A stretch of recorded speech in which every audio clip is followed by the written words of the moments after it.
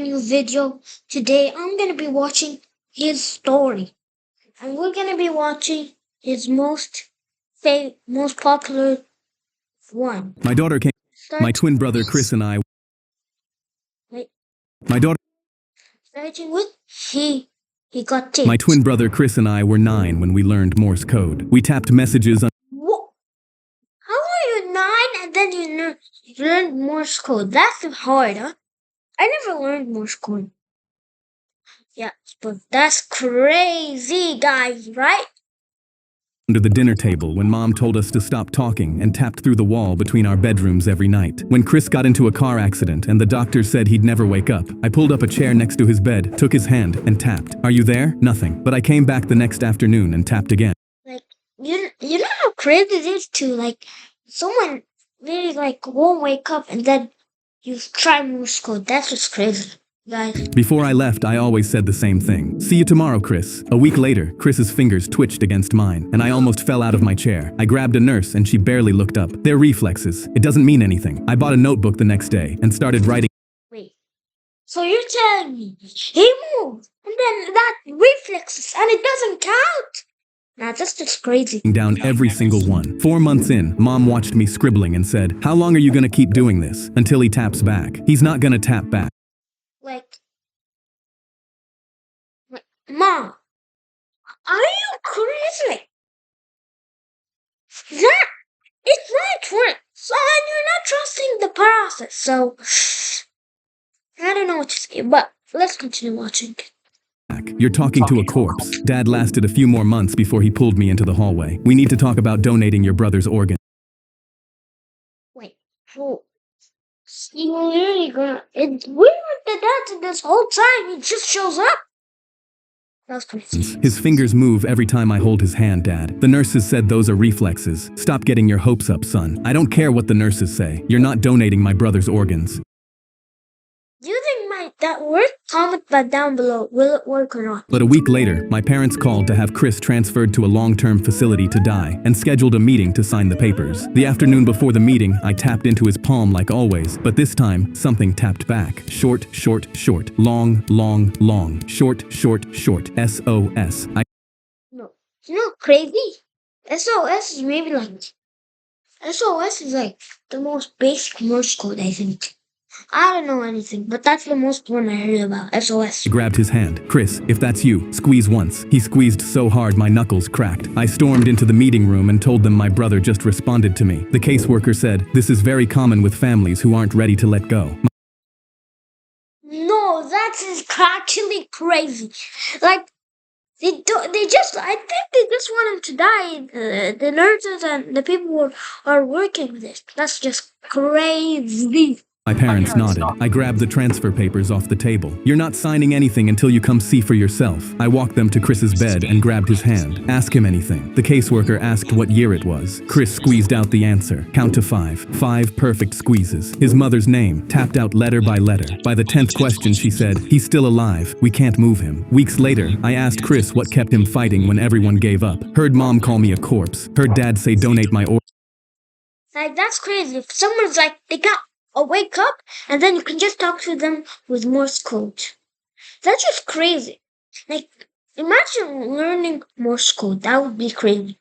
Right, guys? Organs. Heard all of them leave, except you. I asked why. I wanted to see you too. My twin brother Chris and I. Okay, that was the first episode. It's time for part 2. The second my mom pulled up to my school, I saw she was mad. And as soon as I opened the car door, she held up my report card. "Are you kidding me? Not a single..." Yo. We just saw him like he just fainted. Like, he just moving and then he comes back to school with, that's just crazy. Let's just see what happens. Single A on here. I tried to tell her I was sorry. I tried my best. She threw it at me. "Maybe if you didn't stay up all night tapping that dumb secret code on your brother's wall, you'd actually be able to focus." I felt my... No. Mom, are you like what's wrong with you? He literally made him back alive with Morse code. So Why are you being rude to him? That's just crazy. Just crazy, guys. Heart beating. I pulled out my phone to text my brother. Mom's really mad. I think she might, but she grabbed it from my hand. Always on. What she might? So that's crazy. What did she might? We don't know, but I'm gonna continue watching. This can be interesting. On this stupid phone too. I could see her face turning red, but when I looked forward, Mom, watch out. She saw the car too and screamed. It smashed right into us. Glass. Oh my gosh. Like, that's just so dumb. Like, you shouldn't be checking your phone. You saw phone when you're driving. That's just so dumb. Like, you check it without looking, and you crashed. That's crazy. Was everywhere, and I hit my head. I didn't know where I was. I tried to open. No, that's crazy. Totally like hit your head and then you don't know where you are. That's just crazy. I think you just hit your head and then say what happened like that. But My eyes, but nothing was moving. Then I heard someone. Listen, kid, he's never gonna wake up. No, please, he has to. It was my brother. I tried moving my hands, screaming. Nothing worked. But then, someone tapped my hand. I instantly recognized it. Chris, are you there? I squeezed my hand as hard as I could, but it didn't move. But he stood up. See you tomorrow, Chris. I felt a tear. oh, I think I know why. What if he act? That's what happened when he was in like the coma. But he could. That's what happens when he was coma. That's what he felt. What did that actually happen? I don't know. Let's continue watching it. Rolled down my cheek. Someone else came in. We should just pull the plug. I'm not paying for a vegetable. We'll get more money from donating anyways. It was my mom. She was talking about selling me, but I was still here. Jake came back, tapping about his day. I knew I had to warn him. I squeezed my arm. It felt like concrete. Please, anything. They'll kill me. Then it twitched. He gasped. He ran out to grab them. That's just a reflex. No, it's him. You're talking to a corpse. That night, I heard my mom. He's gone. We need to pull the plug. I tried to move. Then, my shoulder twitched. My dad screamed. He moved. They were silent. If he wakes up, we get nothing. We need to get that paperwork signed. They ran out.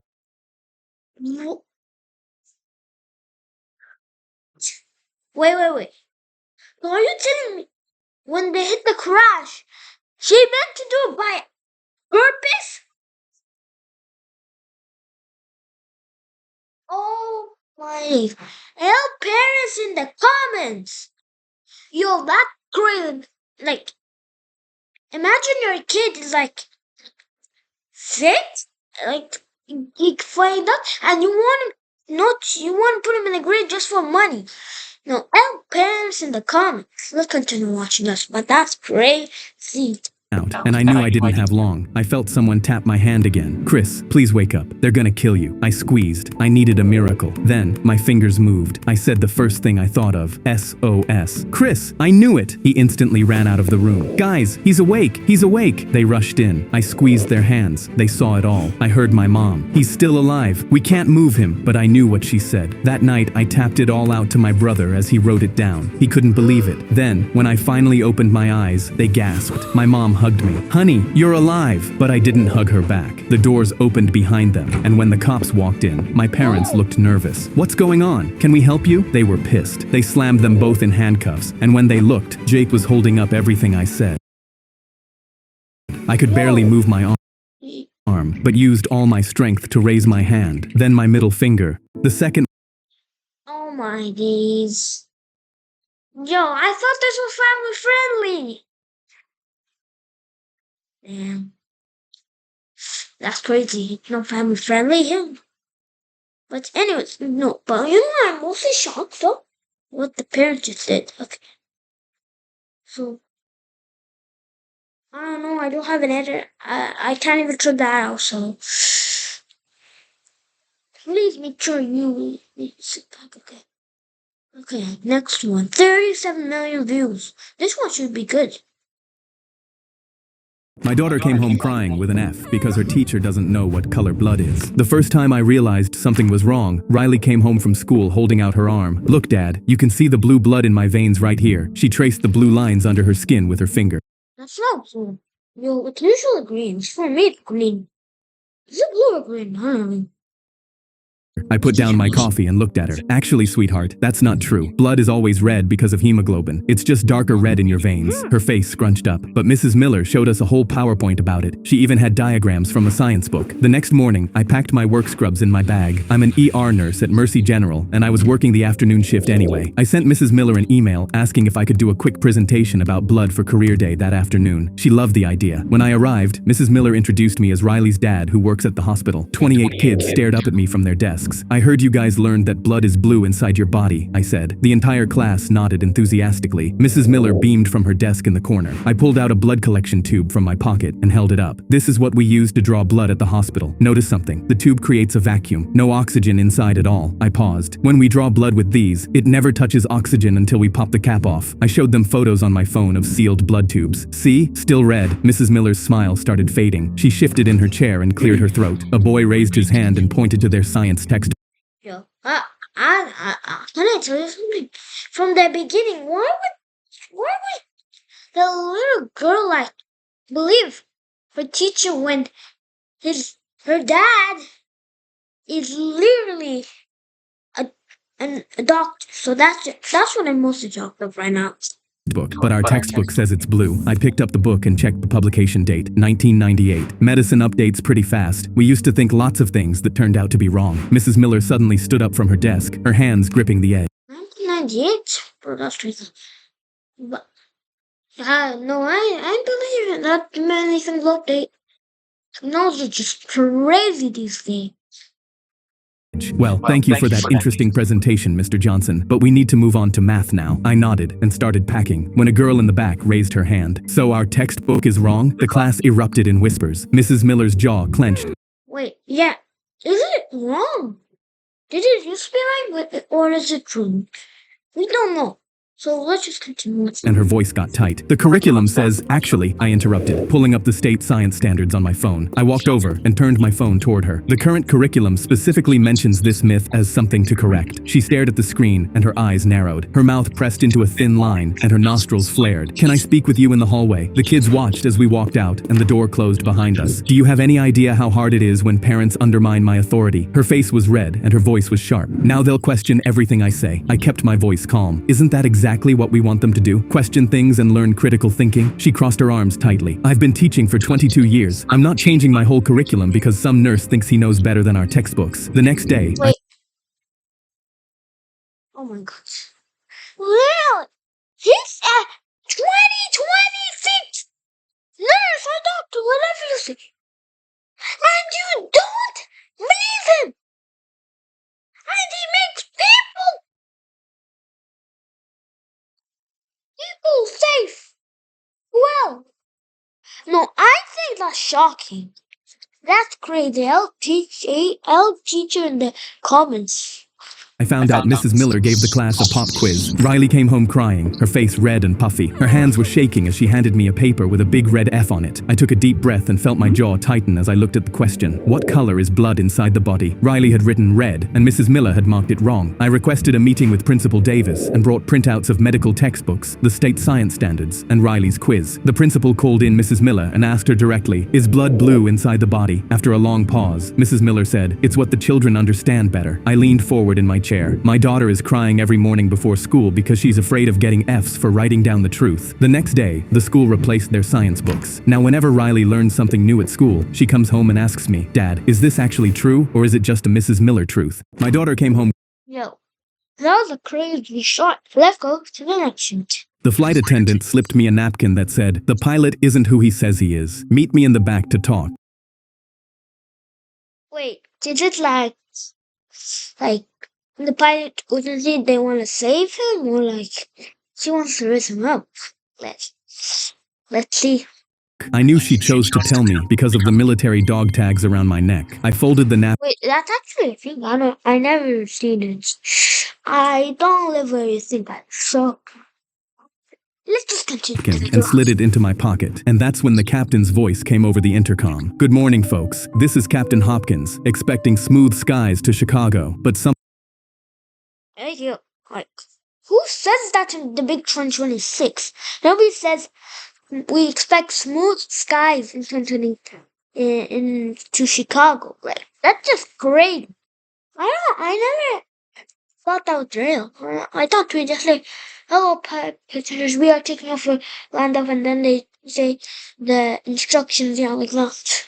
So that's weird. Something was wrong. I could Oh, feel it in first my bones. class. I waited 2 minutes and casually walked to the back, not knowing what to expect. The flight attendant was there with a man holding up a police badge. The man whispered, "I'm glad you're here. I'm an Oh, I thought she was trying to reach me. Anyway, they want to get undercover some cop." I knew something was wrong straight away. The flight attendant whispered, "I've flown with Captain Hopkins for 6 years. I don't exactly know what's wrong, but I know that's not Hopkins." Okay, why would you let him take off then? You should have just said, you should have just like told him come and then like knock him out. That's what I think you should have did. And we're flying the wrong way. She showed me the flight map of where we were heading. The plane is heading Going to toward an abandoned airport.